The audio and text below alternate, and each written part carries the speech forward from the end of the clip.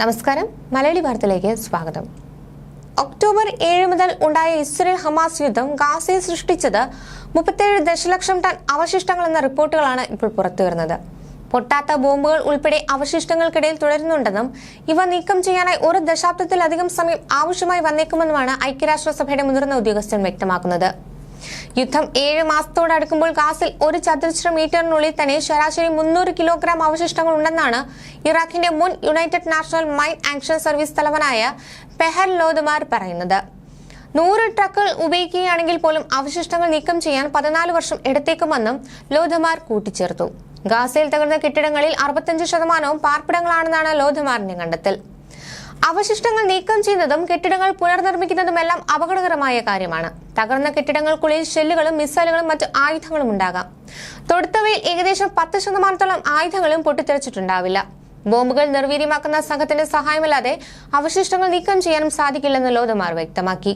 വെടിനിർത്തലും ബന്ദികളെ മോചിപ്പിക്കുന്നതുമായി ബന്ധപ്പെട്ട ചർച്ചകൾ പുനരാരംഭിക്കുന്നതിനായി ഈജിപ്തിലെ ഉന്നത ഇന്റലിജൻസ് ഉദ്യോഗസ്ഥർ അബ്ബാസ് കമേലിന്റെ നേതൃത്വത്തിലുള്ള സംഘം ഇസ്രയേലിലെത്തി. റാഫേലേക്ക് ഇസ്രയേൽ സൈന്യം അടുക്കുന്നുവെന്ന സൂചനകൾ പുറത്തുവരുന്നതിനിടെയാണ് ഈജിപ്തിന്റെ നീക്കം. ഗാസയിലെ പകുതിയിലധികം വരുന്ന ജനങ്ങളും റാഫേലാണ് അഭയം പ്രാപിച്ചിരിക്കുന്നത്. റാഫേൽ ഒരു ആക്രമണം സംഭവിച്ചാൽ അത് ഫലസ്തീനെ മാത്രമായിരിക്കില്ല, പ്രാദേശിക സമാധാനത്തെയും സുരക്ഷയും ബാധിക്കുമെന്നാണ് Egypt president Abdel Fattah al Sisi കഴിഞ്ഞ വാരം അഭിപ്രായപ്പെട്ടിരുന്നത്. ഹമാസിന്റെ 4 സംഘങ്ങൾ റാഫേലിലെ സാധാരണക്കാർക്കിടയിൽ അഭയം പ്രാപിച്ചിരിക്കുകയാണെന്നും അവരെ ഇല്ലാതാക്കേണ്ടതുണ്ടെന്നുമാണ് ഇസ്രയേലിന്റെ നയം. കഴിഞ്ഞ ദിവസങ്ങളിൽ റാഫേൽ വ്യോമാക്രമണങ്ങളും രൂക്ഷമായിട്ടുണ്ടെന്നാണ് അന്താരാഷ്ട്ര മാധ്യമങ്ങൾ റിപ്പോർട്ട് ചെയ്യുന്നത്. അതിനിടെ റാഫേൽ ബോംബാക്രമണത്തിൽ ഗുരുതരമായി പരിക്കേറ്റ പലസ്തീൻ യുവതിയും മരണത്തിനു മുമ്പ് ജന്മം നൽകിയ പെൺകുഞ്ഞും വിടവാങ്ങി. സബ്രീൻ അൽ റൂഹ് എന്നാണ് കുഞ്ഞിന് പേരിട്ടിരുന്നത്. കഴിഞ്ഞ ശനിയാഴ്ച രാത്രി റാഫേലിന്റെ വീട്ടിൽ ഇസ്രയേൽ ബോംബിട്ടതിനെ തുടർന്നാണ് ഗർഭിണിയായ സബ്രീന ഗുരുതരമായി പരിക്കേറ്റത്. ആശുപത്രിയിൽ വെച്ച് സബ്രീനയുടെ ഗർഭസ്ഥ ശിശുവിനെ രക്ഷിക്കാൻ ഡോക്ടർമാർക്ക് കഴിഞ്ഞെന്ന വാർത്തയായിരുന്നു. സബ്രീന്റെ 3 വയസ്സുള്ള മകൾ മലാക്കും ആക്രമണത്തിൽ കൊല്ലപ്പെട്ടിരുന്നു. മാസം തികയാതെ പിറന്ന റൂഹ് വ്യാഴാഴ്ചയാണ് മരിച്ചത്.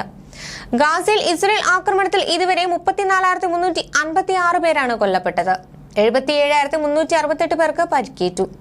300-ലേറെ ഫലസ്തീനികളുടെ മൃതദേഹങ്ങൾ കണ്ടെടുത്ത കൂട്ടക്കുഴിമാടത്തിൽ നിന്നുള്ള ഫോറൻസിക് തെളിവുകൾ നശിപ്പിക്കപ്പെടാതെ സംരക്ഷിക്കേണ്ടതുണ്ടെന്ന് സുപ്രധാനമാണെന്നും ഐക്യരാഷ്ട്ര സംഘടനാ മേധാവിയുടെ വക്താവ് പറഞ്ഞു.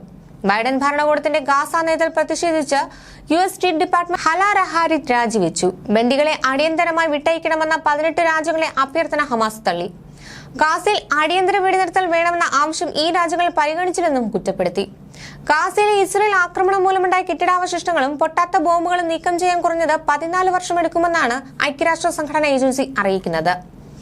റഫയുടെ കിഴക്കൻ മേഖലയിലെ ഇസ്രയേൽ ടാങ്കുകൾ കനത്ത ഷെല്ലാക്രമണം തുടരുന്നതിനിടെ വെടിനിർത്തലിന് പുതിയ കരാറുമായി ഇസ്രയേലിലേക്ക് മധ്യസ്ഥരായ ഈജിപ്ത് ഉന്നത സംഘത്തെ അയച്ചു.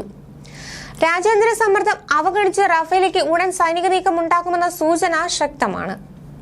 ന്യൂസ് ഡെസ്ക്, മലയാളി വാർത്ത.